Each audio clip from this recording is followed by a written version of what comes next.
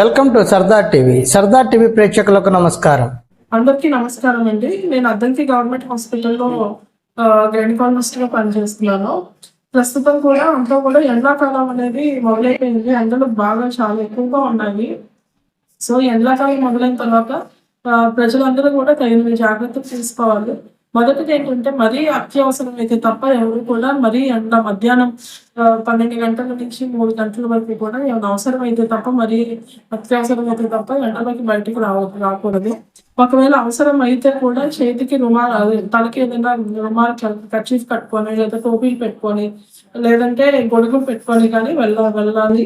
అప్పుడే కొంచెం వడదెబ్బ తగలకుండా ఉంటుంది. దానికి తోడు ఎండల్లో ఏంటంటే డీహైడ్రేషన్ అనేది ఎక్కువగా ఉంటుంది. కాబట్టి అందరూ కూడా వీలైనంత తగినన్ని మంచినీళ్ళు, మజ్జిగ, కొబ్బరి నీళ్ళు శరీరం అంతా కూడా ఎప్పుడు కూడా నీటి శాతం తగ్గకుండా ఎప్పుడు కూడా వాటర్ అనేది తాగుతూ ఉండాలి.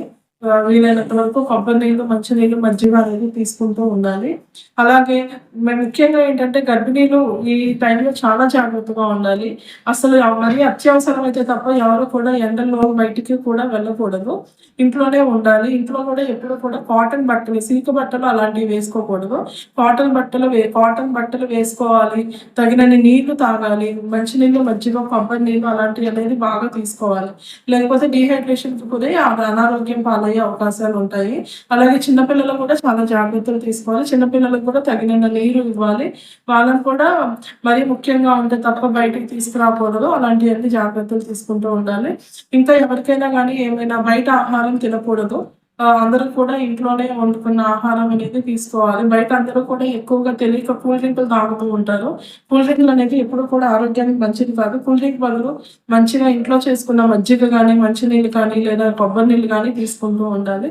ఇంకా ఎవరికైనా అత్యవసరంగా ఏమైనా ఇబ్బందులు కలిగితే కనుక ఏ సమయంలోనైనా అర్ధరాత్రి పూట అయినా 24 గంటలు కూడా మన సామాజిక ఆరోగ్య కేంద్రం పనిచేస్తుంది. కాబట్టి ఏమైనా ఇబ్బంది అయితే ఏ టైంలో అయినా హాస్పిటల్కి రావాల్సిందిగా కోరుతున్నాను.